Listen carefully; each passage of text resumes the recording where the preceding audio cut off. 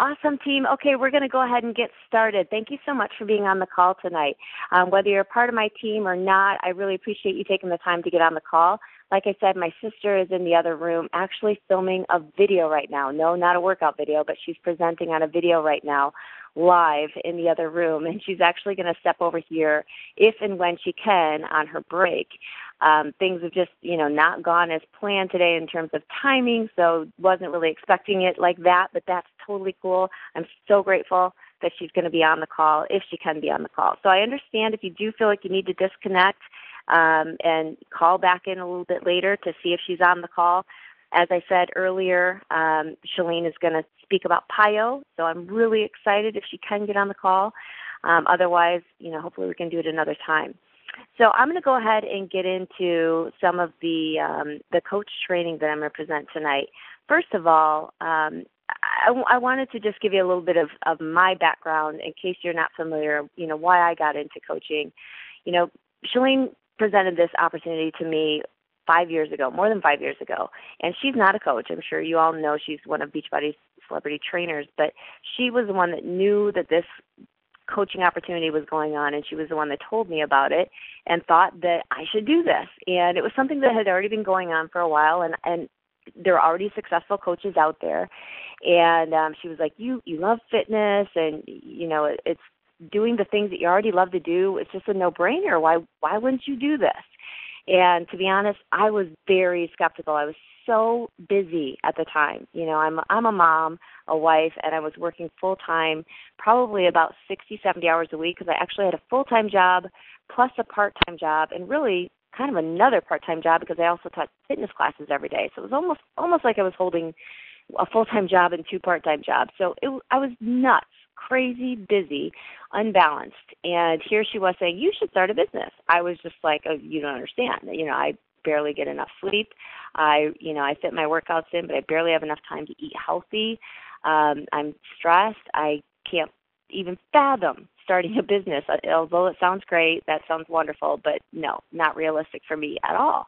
And so anyway, I just, it intrigued me enough where I started to research it a little bit and talk to my husband about it a little bit. And this was over time. It wasn't like that night and then the next day I signed up. This was over time that it just started to just kind of intrigue me. And I just kept thinking, God, I wonder if I could do fitness full time. That would be so cool if just helping people in fitness and, because I was already teaching fitness classes on the side, but that's not what I did, for a living. And so I thought, how cool would that be if I could just, have my own fitness business, work from home and, not be employed anymore and working for someone else. So I researched it enough to understand it. And I think that's what's really key. If you're a coach and you're talking to other people and they seem disinterested, a lot of times they just don't understand it. Their reaction is the same as mine initially, like, I don't have time for this. I don't know what it is. Doesn't seem like it would be something for me. I thought it was about sales. I just thought, okay, that sounds like something that would take a lot of time. Sounds like it means making sales, and I've never been in sales and don't think I'd be any good at sales. And the other thing is I'm not, this bubbly, outgoing, social personality. I thought surely network marketing that's what you need to be. That's what you do, and I just thought that's not me. I wouldn't be a good fit for this. So the people that if you're a coach, the people that you're talking to, these are probably a lot of the things that are going through their heads, maybe some different scenarios, but it's very, very normal, for people initially because they don't know what it is. How could you know? Until you actually are a coach, how could you know what coaching is? They don't know what it is. I didn't know what it was. And so your initial reaction is just real quick. It's easy to say, no, not going to work out. Don't have time for it. Don't have the money for it. Don't have the right personality for it or whatever, and just say those things because it's just easier. But, there are certain people where there's that little thing inside of them that says, well, maybe this would help with this situation of mine or that situation of mine, and maybe I really could make a living helping people in fitness. Maybe it is possible. There's that little seed of interest that starts to grow in some people, and it definitely started to grow in me. I've started looking at some of the other successful coaches and realizing, okay, they're not selling, they're not pushing products. I mean, I went to their YouTube videos and I could see that, they would give healthy tips and clean eating tips and things like that. And I just expected that I would see a whole YouTube video of like pushing protein powder, Beachbody workouts and, selling. And it wasn't. It wasn't like that at all. And I went to their blogs and again, these were the successful coaches at the time. And I thought, how cool is that? They are their own brand. Like each one of them, the look and image and everything they portrayed was just totally different people. And they were just being themselves and just inspiring people into fitness, health, and nutrition and living a healthy, balanced life. I'm like, sweet, that is what I like to do. That is what I already do. I just did not want to become someone that, suddenly went from, asking someone how I could help them in fitness and with their nutrition and stuff to suddenly trying to sell them on things. I just didn't want to change that because I'd always helped people in fitness. I've been helping people in fitness, for as long as I've been in it, which has been practically all my life. I just had never done it for a living. And so I thought, I don't want to change how I do things. But when I went to their YouTube videos and I went to their blogs and some of them had written articles and, I just really kind of snooped around and I thought, okay, these are just really cool people. They're just being themselves and they're helping other people. That's what they're doing. That's what they're doing really well. They're putting out information that people want to hear and people need to know, and they're doing it in a way that it's just themselves. And so that's what made me realize, okay, not only can I do this, but so many other people I know can do this. Because I could see that these other successful coaches were not fitness experts by any means. They did not have fitness backgrounds, most of them. They were not personal trainers. They were not nutritionists. Some of them had, 50 to 100 pounds to lose. Others were completely ripped. I mean, they were just all walks of life and just completely different. The common thread with all of them was just they were very passionate in fitness. And they believed in Beachbody, which I did, of course, believe in Beachbody. My sister had partnered up with them. I knew they were a super reputable company and at-home fitness and supplements. I knew that. So they believed in themselves. They believed in Beachbody, and they just wanted to, grow a network of like-minded people and help those people. I'm like, sweet, I'm in. So I obviously went for it, and I just had to kind of clear my plate of a lot of other things I had taken on. Like I said in the beginning, I had, a couple side jobs I was doing, and I had to stop. I had to stop teaching so many fitness classes. I was also, the other side job that I was doing is the gym near me needed a group exercise director, and so I said I would help them out on top of my full-time job in hiring their instructors and putting together their schedules and basically being the coordinator for the group exercise program and doing the hiring and all that. So I had to drop that. And so I knew that by dropping these other things, obviously I was taking away income. But I believed in the business so much. I believed in it so much and understood it so well that I thought, it doesn't matter. I'm investing in me.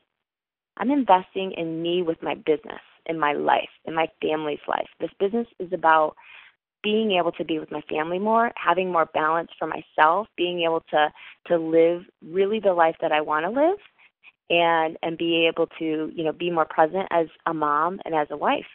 Whereas I didn't have those kind of choices and that type of flexibility in the path that I was on, not at all. And so I gave up some things. I really made some sacrifices, and I really cleared out all, the other stuff I was doing that really wasn't getting me any further in my life. I took it off my plate, and I said, okay, I'm going for this. And that's what you have to do anytime you're really, really focused on a goal, is you have to, as Chalene said in her Smart Success recently, you have to build a fortress around your focus. So yes, that means some other things might get out of balance when you're really focused on a goal. And I really wanted to build my business. So I was still working full-time. Don't get me wrong, still working full-time. I worked full-time for the first 2 years of working my coaching business. And was it easy? No, it wasn't. It wasn't easy. I loved it, though. I loved it. And I know there's a lot of people on this call that are thinking the same thing, that this can be addicting. It's that much fun. It's It's so rewarding when you're helping other people and you're hearing feedback from them that you've made their day or you said something that helped them. It's an addiction to be able to help people and feel that reward, way more so than the financial rewards of this business. The fact that you feel that your life has purpose and that what you offer is valuable to other people is amazing. So I was working my business, building my business on top of my full-time job. And in order to do that, I had to wake up early, had to go to bed late, and had to fit it in here and there, where I could to make a post on social media or whatever, to get my business going. And then on weekends, that's where I really, put in some hours early in the morning and late at night. And so, I turned down some, plans with friends, and there were even times where Chalene, asked me to be in a turbo kick video, and I turned those down because of my business. I really was very, very focused. It was what was so important to me, and I was loving it, loving every minute of it. I never had a goal to make all this money or be a certain rank or be top 10. That was not on my radar. Still isn't. What I love about the business is that it's completely entirely about helping other people. In fact, that was the one thing that drove me in the beginning, is once I started doing all the research, I'm like, oh my gosh, this is not about me, like all this pressure on me, selling or performing or whatever. This is about how well can I help other people? And I know I can do that because I love to do that. I love helping other people. And so what I did when I started coaching was I started just considering myself like a sponge to just soak up all the information I could for other people so that I could teach other people how to get more fit. So, I myself was like, okay, I need to get some more things figured out as far as like my nutrition. So 5 years ago when I started coaching, that's when I really started to buckle down on my own nutrition, because I thought, okay, I'm a coach now. And that's one thing that coaching does for you, is it helps you become so much more accountable, because you know that it's part of your business to be a great role model for others. And it doesn't mean you have to be a certain size or a certain weight. It doesn't mean that at all. It means that you've got to be putting in the work. You've got to be practicing what you preach. And I thought, okay, if I'm a beach body coach, a fitness coach I like to call it, or a fitness consultant, and here my role is to help, inspire other people to eat healthier and work out every day. I knew I had the working out down pat. I didn't have the healthy eating down pat. I just had issues because I had been so busy that I was turning to convenience foods, healthy, so-called healthy convenience foods, but they really weren't. I was not eating a ton of whole foods. I wasn't eating as healthy as I wanted to be because I had been eating so many convenience foods due to being so busy. And I thought, okay, I need to buckle down and figure this out. I need to figure out, now that I'm a coach, how to make this work and make time to eat healthier. And believe me, I had less time because now I was building a business and working full time. So it really helped me figure out how to, help other people. And like I said, I had to just become a sponge and figure out, okay, how do I help myself? I've got to master some things for myself so that I can teach other people. I can teach my customers. I can teach my coaches. I need to figure out, what's the best way to be using social media. I need to figure out what's the best way to, find like-minded people, what's the best way to attract like-minded people. And, I had to just start figuring these things out. And so, that's really my whole purpose, I guess, or that was my drive in starting the business. And I hope that, if you're a coach, that you feel the same way. And I know my team does, that, we're in this for other people. And the second that you get self-absorbed or too consumed by a rank or by money or anything like that, that's when things go awry. It really is. And I know that it's hard because you can see other coaches, having all the success and that negative side of us says, they're better than I am. They're this, they're that. I'm not this, I'm not that, and that's normal. I think everyone has a little bit, but what you have to do is really not focus on what other people are doing except to get inspiration. But don't compare yourself. everybody's journey in fitness and in business is going to be 100% unique. No two people are going to have the same fitness story or the same story as far as their path to success with business. You're going to hear one successful coach say, oh, I became Emerald, overnight, and then you're going to have another very successful coach say, it took me 3 months to become Emerald.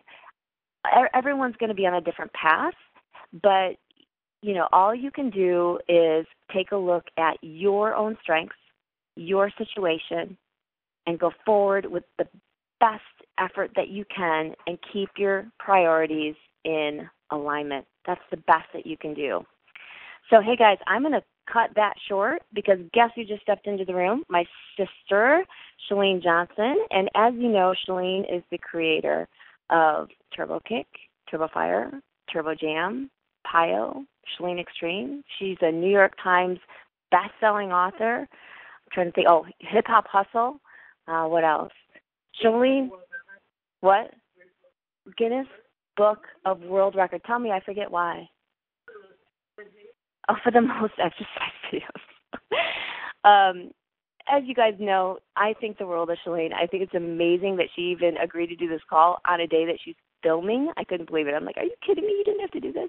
But I know that she will do. She's the most generous person you'll ever meet. What you see, if you only know her from social media, what you see on social media is not even the half of it. She is so generous and so caring and will do anything for anyone. She really, really, when she puts these programs together, she puts so much work you could not even imagine behind them because she truly, truly, truly wants to make sure that she puts out the very best programs.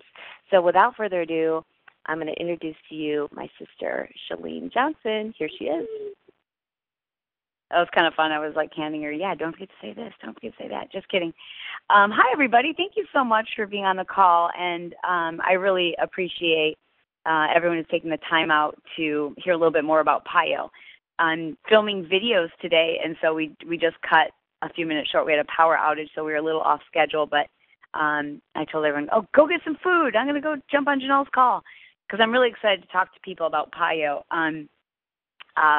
First, I have to share with you why PiYo, I knew I needed to bring it to consumers. And it's a program that I created, I don't know, maybe 10 or 12 years ago. I'm not even sure. But I created it, like all of my programs, like for me. You know what I mean? Like I knew I was really inflexible, and I started taking Pilates and yoga were like all the rage, and I would go take a yoga class and feel out of place. I felt like I was having a panic attack because everyone was holding still, and I feel like a shark that, if a shark holds still for too long, I think it dies. And I would feel like I was having a panic attack because everyone was like holding these long poses.